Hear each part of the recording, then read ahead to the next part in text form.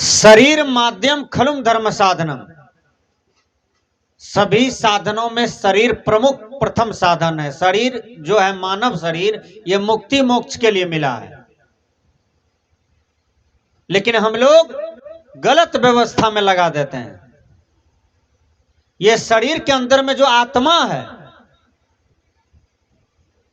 जब तक शरीर में है तब तक आपके शरीर से सब प्यार करेगा, मोहब्बत करेगा। पत्नी कहेगी पति मेरा है, पति कहेंगे पत्नी हमारी है। बेटा कहेंगे माँ बाप मेरे हैं, माँ बाप कहेंगे बेटा मेरे हैं। आत्मा राम निकल जाए तो शरीर मुर्दा। कोई किसी का है तब? कोई किसी का नहीं है। केवल आत्मा निकल जाए तो आत्मा अनमोल है। आप शरीर नहीं हैं, आप ब्राह्मण नहीं है, क्षत्रिय नहीं है, वैश्य नहीं है, शूद्र नहीं है, आप बूढ़ा बूढ़ी नहीं है, आप पति पत्नी नहीं है। आत्मा स्वतंत्र है, आत्मा किसी का गुलाम नहीं है। आप शुद्ध चेतन आत्मा है। आत्मा न जात है, न संप्रदाय है, आत्मा न परिवार का है। आत्मा किसी का गुलाम नहीं है। आत्मा स्वतंत्र विचरण करता है, स्वतंत्र रूप से जन्म लेता है, स्वतंत्र रूप से देह को धारण करता है और स्वतंत्र रूप से छोड़ करके चल देता है कर्मानुसार। इसमें शोक करने की क्या बात है? इसलिए स्वरूप का बोध होना चाहिए। जड़ शरीर का बोध है, लेकिन आत्मा का बोध बिना यह संसार भटक रहा है। एक जगह रामलीला हो रहा था, तो रामलीला वाला खूब मचाया गांव में। 3 दिन से रामलीला चल रहा था, खूब मचा रामलीला।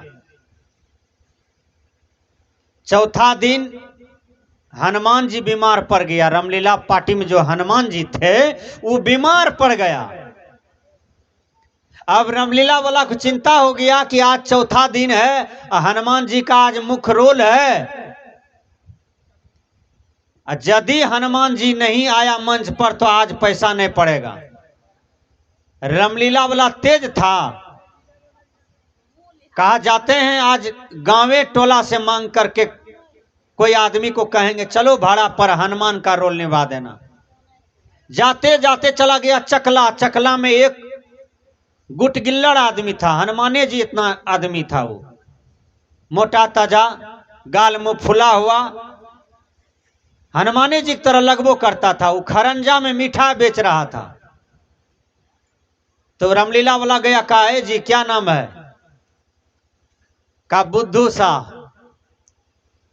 का ये क्या करते हो? का खरंजा में मिठाई बेचता हूं, रोज 500 कमाता हूं। का 2100 रुपया देता हूं, मिठाई रखो और चलो हमारे रामलीला में हनुमान जी बीमार है और तू थोड़ा सा रोल कर दो। कहा भाई जीवन में कभी मंच पर स्टेज पर नहीं चढ़े हैं, कोनो गड़बड़ी हो जाएगा तो हमको पैखाना उसी धोतिये में हो जाएगा मंचे पर, डर के मारे। कहा नहीं, लिस्ट में लिख देते हैं आपको क्या बोलना है मंच पर। अरे रावण जब आएगा ना तो रावण पूछेगा ऐ कौन हो तुम? तो कहना हम राम के भक्त हैं।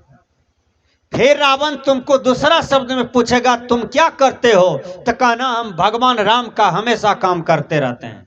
यही 2 बात बोल देना। कहा तब तो कोई बात नहीं, दीजिए 2100 टका लिस्ट में लिख दीजिए, हम याद करते हैं इसको। वो याद कर लिया, हम राम का भक्त हैं, हम राम का काम करते हैं, वो याद कर लिया। रामलीला वाला आया, शाम में लेके चला गया उसको, ठीक बजरंगबली की तरह उसको बना दिया। और वो एक पंजाबी था, 10 हाथ का लंबा तगड़ा आदमी था।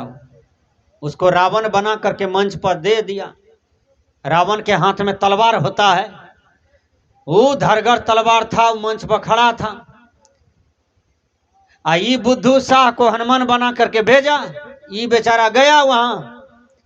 रावण एकदम हल्ला करते हुए, एकदम दहाड़ करते हुए आया, बुद्धू शाह को सटा दिया यहां तलवार गल्ला पर।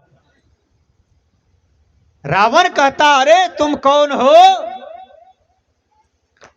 तो वो जो देखा ना 10 हाथ का आदमी या वो 10 गो मुड़ा और तलवार सटा हुआ था गर्दने पर इसको, उसको तो अकड़ी चकड़ी गुम हो गया। वो जो याद किया था वो भूल गया डर के मारे। रावण कहता है हे जी तुम कौन हो, जल्दी बोलो नहीं तो काटिए देंगे। वो अकड़ी चकड़ी गुम, वो जो याद किया था लिस्ट में वो भूल गया। वो डर के मारे थर थर करने लगा। वो कहा हम बुद्धू सा हैं। रावण कहा है जी तुम कौन हो, तो डर के मारे कहा झूठ बोलेंगे तो मारिए देगा, सच्चे बोलने में फायदा है। वो कहा हम बुद्धू सा हैं। वो रामलीला वाला कहा गयो आज कोई पैसा नहीं पड़ेगा। फिर बेचारा रावण चारों तरफ घूम लिया। वो मने मन सोचने लगा ये तो पाठ खराब कर दिया, अब क्या होगा। फिर दहाड़ते हुए रावण आया, तलवार सटा दिया। बोलो तुम क्या करते हो। तो बुद्धू सा कहा कि हम खरंजा में मिठाई बेच रहे थे, ये आदमी सब पकड़ करके लाया है यहाँ पर।